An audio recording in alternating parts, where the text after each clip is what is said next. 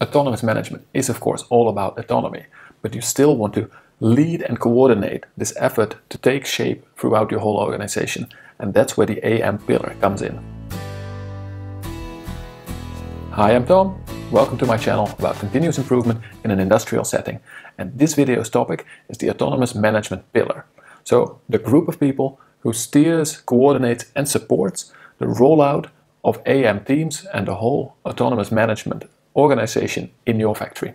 Now, when you check the pillar route of the AM pillar, it is very straightforward. You have one step that basically says preparation, and all the other steps make sure that you are one step ahead of your autonomous management teams the whole time. But under this very easy route lies quite a bit of complexity, and if you want your autonomous management initiatives to really succeed in your factory, it is very important that you give the support and that you prepare the way just ahead of your AM teams. But let's start with this preparation part, right? It is about setting autonomous management to maximally drive performance in your factory. Autonomous management in fact has the same KPIs as the plant maintenance pillar. They also combat breakdowns, short stops and speed losses. The big difference is that plant maintenance really goes after the disturbances, analyzes where we have the big problems and usually technically fixes it. While the autonomous management approach is to build up the competences within your workforce, make sure that things are standardized, stable and checked as often as they should, and then you keep your machines in such a good condition that they do not break down, and you know in advance when specific spare parts have to be replaced. And this also means that you want to focus your AM resources on those machines that have a big impact on your production. Although autonomous management is something you will want to roll out over the entire plant, including also the areas around your machines.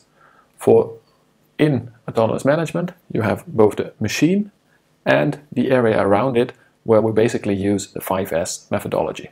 So if you know that this is the main focus of autonomous management, it will come as no surprise that the AM pillar also checks those same KPIs that the plant maintenance pillar assembles and analyzes, and that they have a roadmap how to roll out AM and 5S initiatives all over your factory.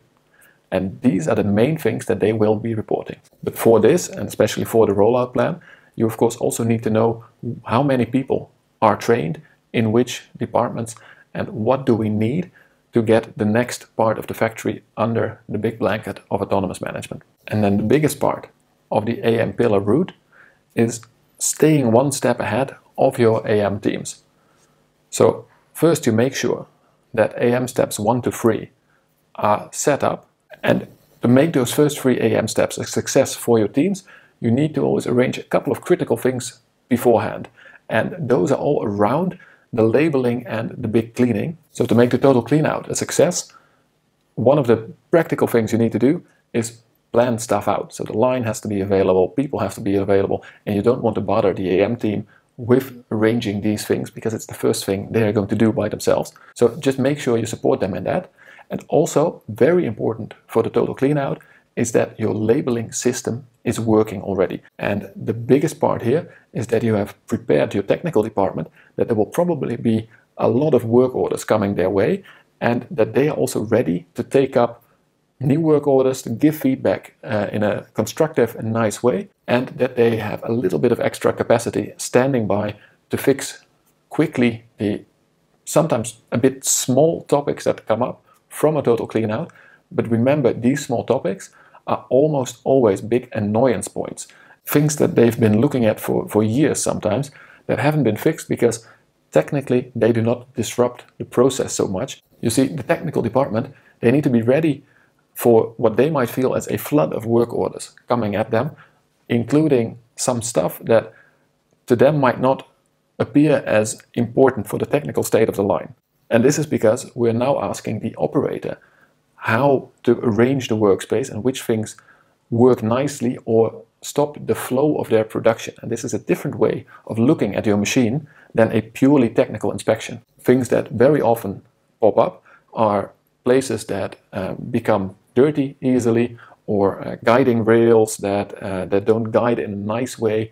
So things that during production the operator can quite easily fix, and therefore they do not stop the machine. But when you ask an operator what's wrong with the machine, those are points that will come up. Now, and apart from getting the technical department ready, you also need to really know what will be your labeling procedure or tagging, how will it be registered, who's going to do it. And these are things that are often already arranged in your organization, but just make sure that you are using the proper channels and that those channels can handle a slightly higher volume than normal. And the last critical thing you want to arrange from the start is make sure that you know how to order small stuff, also a lot of stuff that you want to use for organizing your workplace, so when you are going more into 5S type of activities, and that there is a small budget for that available. A very nice example of this is a factory that gives each of its AM teams 5,000 euros of free spending budget that they can decide to spend on their line or their organization around it as they see fit. And really, this created so many nice ideas and quick fixes that this factory just kept it going every year.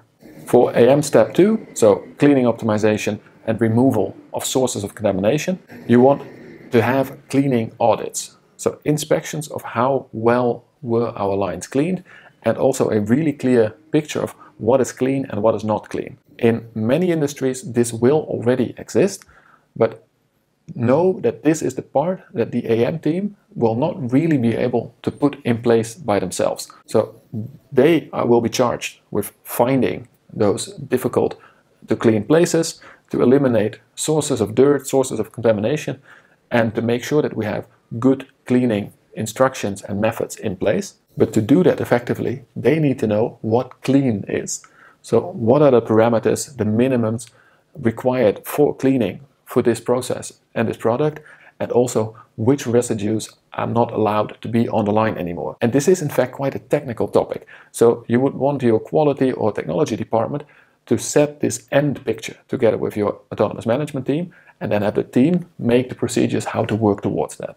And for step 3, the cleaning, inspection and lubrication standards, the main thing you want to arrange from the AM pillar is that you involve the technical department again to make sure that they transfer knowledge, and that you also make sure that within the department, non-AM team members, so the other colleague operators, will be planned out, and they will also be tasked with doing the inspections. Because this is the part where the AM team will decide how to do the inspections, what is an easy way of making sure that it's done correctly, but then everybody who works on the line will actually do the inspections. And this is in many cases a break from the previous system where, for instance, only mechanics did the checks. Now, we sometimes say that AM steps 1, 2, 3 you can do in any organization, because the skills needed, they have to be present anyway. When we go to steps 4, 5, 6 and 7, you will really need to build the competence profile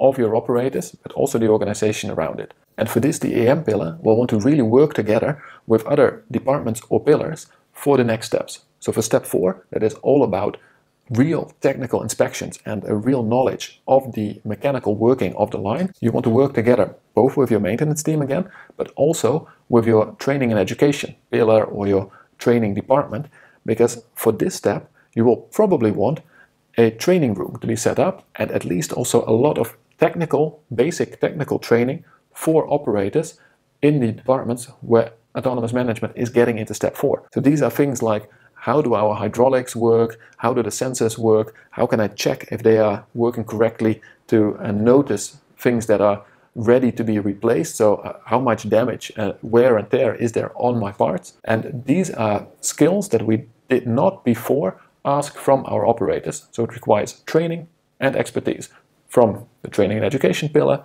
and the plant maintenance pillar. When we then go to step 5, this is all about having more inspections, and then not so much the technical ones, but quality and safety inspections to be brought into the auditing plan that the operators do themselves. So you see, you go a step further with the competency profile of your operators, and now you also really want them to know why you set specific parameters, why it is important to have quality parameters of your materials, and to make sure that they can really do the check of the parameters and the non-technical things of your line as well. And then in step 6, we make the team really self-sufficient.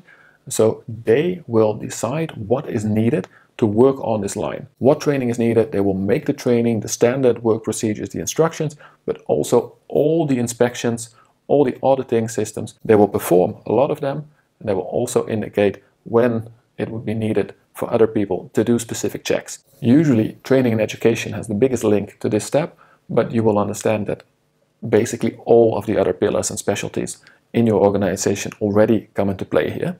And then when we go to step 7, real autonomous management, basically you are going to dissolve the pillars slowly from this point on, because you made sure that your operators on the line are so in control of their machinery and their area, they will ask for the help from specialists when they need it, which used to be an important role of the pillars. Now do know that for an organization to move through the steps of autonomous management, you should easily count a year of time for each of the steps. Perhaps you can move a little bit quicker for steps 1, 2, and 3, but before you have your whole organization on that level, again, easily a year. But afterwards, those steps, they take culture changes and competence building. So this is a long-term program. This is something you build up to, and there is even a big chance that at some point you fall back into a lower level again. This is not something we are used to doing, especially in Western culture. So take the time to slowly build up the system, support it, and know that from time to time you will have a setback.